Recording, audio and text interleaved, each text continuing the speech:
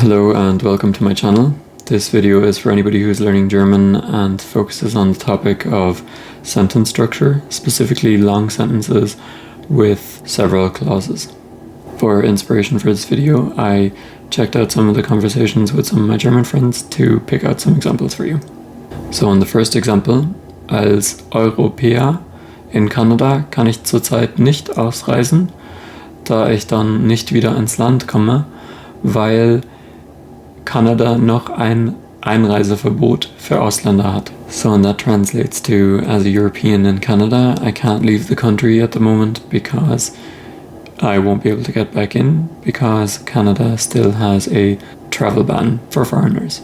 So first off, verb always comes second in a normal clause sentence in German, but it's not necessarily always the second word, it's more like the second idea. So here, the start of the sentence was als Europäer in Kanada kann. So kann is the verb to be able to, and then the first idea there was als Europäer in Kanada. So that's one idea, so that just goes before the verb, all of it together. So in this example as well, we had the words weil and da, which both mean because, and both of these words send the verb in the clause to the end of the clause, so they put it before the comma or the full stop. So if we look at that example again, als Europäer in Kanada kann ich zurzeit nicht ausreisen, weil ich dann nicht mehr ins Land komme. So the verb komme from kommen goes to the end of the clause before the comma. The next clause of that sentence was da Kanada noch ein Einreiseverbot für Ausländer hat. The same thing happens here, so it's not da hat Kanada, the da sends the hat to the end of the clause, and in this case to the end of the sentence. Da Kanada noch ein Einreiseverbot für Ausländer hat. So the second example. Ich dachte mir letztens, ich habe seit Ewigkeiten nichts von dir gehört. Dabei hattest du mir an 2 unterschiedlichen Tagen Nachrichten geschickt.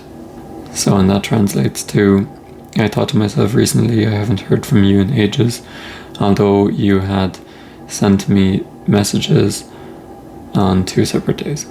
So in this sentence we had the word dabei, which is an example of a conjunction that doesn't send the verb to the end of the sentence. So in the second clause of the sentence we had the construction dabei hattest du mir. So now a third and final example.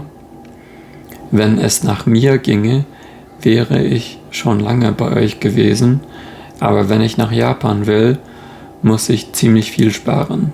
So and that translates to, if it were up to me, I would have been at yours with a while, but if I want to go to Japan, I will have to save quite a bit until then. So in this sentence we have a verb, comma verb construction with 2 modal verbs.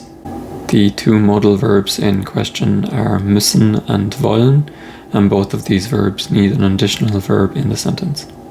So this verb, comma verb format is used when you want to join 2 sentences but you don't need a conjunction. So an example of this would be, if I want to go, I have to go now. And that in German would be, wenn ich gehen will, muss ich jetzt gehen. So that is it for this video. If you liked it, please like it. Consider subscribing and maybe sharing it with some friends. Bis zum nächsten Mal.